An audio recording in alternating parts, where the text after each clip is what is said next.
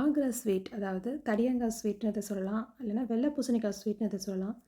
இது யாருக்கெல்லாம் பிடிக்கும் அப்படின்றத கீழே கமெண்ட் பண்ணுங்கள். இது வந்து எனக்கு ரொம்ப ரொம்ப பிடிக்கும். இதோட ஒரிஜினல் டேஸ்ட் அப்படின்னா டெல்லியிலேருந்து எங்கள் ஆச்சி ஒரு வாட்டி டூர் போயிருந்தப்போ வாங்கிட்டு வந்தாங்க. அப்போ தான் நான் டேஸ்ட் பண்ணியிருக்கேன். ரொம்பவே சூப்பராக இருக்கும். இதை நானே ட்ரை பண்ணலான்னு பிளான் பண்ணியிருக்கேன். இதில் என்னென்னா ஃபோர்க்கை வச்சு நல்லா ஹோல் போட்டுட்டு நம்ம இதை தண்ணியில் ஒரு 12 ஹார்ஸ் ஊற வைக்கணும். நார்மல் தண்ணியில் இல்லை, இந்த சுண்ணாம்பு இருக்குல்ல, வெத்தலைக்கு யூஸ் பண்ணுவாங்கள்ல அந்த சுண்ணாம்பு, அதை நல்லா தண்ணியில் மிக்ஸ் பண்ணிவிட்டு 12 ஹார்ஸ் இதை ஊற வச்சிட போகிறோம். இப்போ மார்னிங் ஆயிடுச்சு. நைட் வந்து ஒரு 10:30 போல் இதை நான் ஊற வச்சேன். இப்போ அடுத்த நாள் காலையில் வந்து நம்ம ஒரு 10:30க்கு இதை நம்ம பார்க்கலாம். இப்போ நெக்ஸ்ட் டே மார்னிங் 10:30 ஆயிடுச்சு. இப்போ பார்த்தோன்னா இந்த 12 ஹார்ஸ் இந்த சுண்ணாம்பு தண்ணியில் இதை ஊறினதுனால இது நல்லா வந்து ஸ்டிஃபாக இருக்கும். இந்த பீசஸ் எல்லாமே அந்த ஸ்வீட் பண்ணுறதுக்கு ஏற்ற மாதிரி நல்லா ஸ்டிஃபாக இருக்கும். இப்போ நம்ம சுண்ணாம்பு போட்ட தண்ணியில் ஊற வச்சதுனால இதை ஒரு 2-3 வாட்டி நல்ல தண்ணியில் நல்லா வாஷ் பண்ணி நம்ம எடுத்துக்கலாம். அந்த சுண்ணாம்பு தன்மையெல்லாம் போகிற அளவுக்கு ஒரு 3 வாட்டி நல்லா வாஷ் பண்ணி இதை நம்ம எடுத்துக்க போகிறோம்.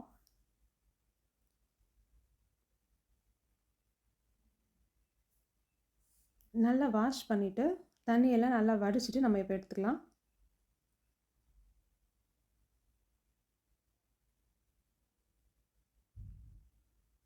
இது நமக்கு ஏற்ற பீஸ் சைஸில் வந்து நம்ம கட் பண்ணிக்கலாம். ஆனால் வந்து கட் பண்ணும்போது கொஞ்சம் பெருசாகவே கட் பண்ணணும். அப்போ தான் அந்த ஸ்வீட்டுக்கு நல்லாயிருக்கும். இப்போ அடுத்ததாக இன்னொரு பாத்திரத்தில் நான் இந்த காயெல்லாம் மூழ்கிற அளவுக்கு கொஞ்சமாக தண்ணி பிடிச்சிக்கிறேன். இதை குக் பண்ண போகிறோம். இப்போ நம்ம கட் பண்ணி வச்ச சைஸ்க்கு ஏற்ற மாதிரி இதை வந்து ஒரு 15 to 25 மினிட்ஸ் வரைக்கும் நம்ம நல்லா குக் பண்ணிக்கலாம்.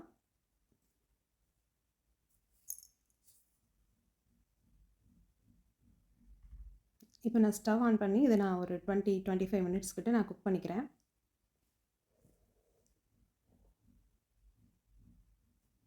இதை நல்லா மிக்ஸ் பண்ணி விட்டுட்டே இருக்கணும். நல்லா ஒரு 20 மினிட்ஸ் to 25 மினிட்ஸாக குக் ஆனால் தான் அது நல்லாயிருக்கும். அந்த ஸ்வீட் வந்து நல்லாயிருக்கும். குக் ஆகலைன்னா ஸ்வீட்டோட டேஸ்ட் இருக்காது.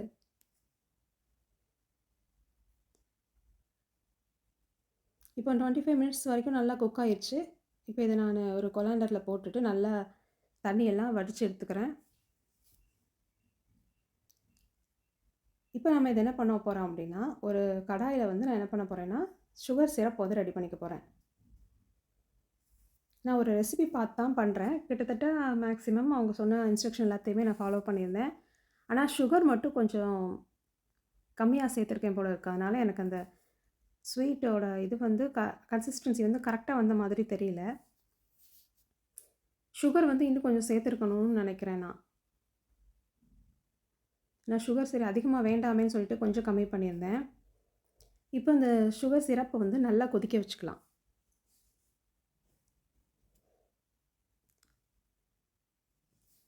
இந்த சுகர் சிரப் வந்து நல்லா கொதிக்க ஆரம்பிக்கும் போது நம்ம இந்த வடித்து எடுத்து வச்சுருக்கிற அந்த தடியங்காய் பீசஸ் எல்லாத்தையுமே இதில் சேர்த்துக்கலாம்.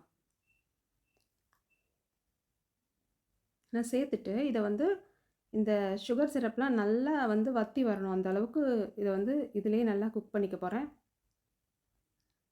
இந்த சுகர் சிரப் ஃபுல்லாமே ட்ரை ஆகணும். அது வரைக்கும் நான் இதை குக் பண்ணிக்க போகிறேன். இதை குக் பண்ணிகிட்ருக்க டைம்லேயே ஒரு ஏலக்காவை வந்து நான் தட்டி சேர்த்துக்கிறேன். எனக்கு வந்து ஏலக்காய் ஃப்ளேவர் அதிகமாக பிடிக்காதுன்றதுனால ஒரு ஏலக்காய் சேர்க்குறேன். நீங்கள் வந்து ஏலக்காய் தூளாக அரைச்சி வச்சுருந்தீங்க அப்படின்னா அதில் ஒரு 1/4 டீஸ்பூன் சேர்த்தாலும் நல்லா ஃப்ளேவர் ரொம்ப நல்லாயிருக்கும்.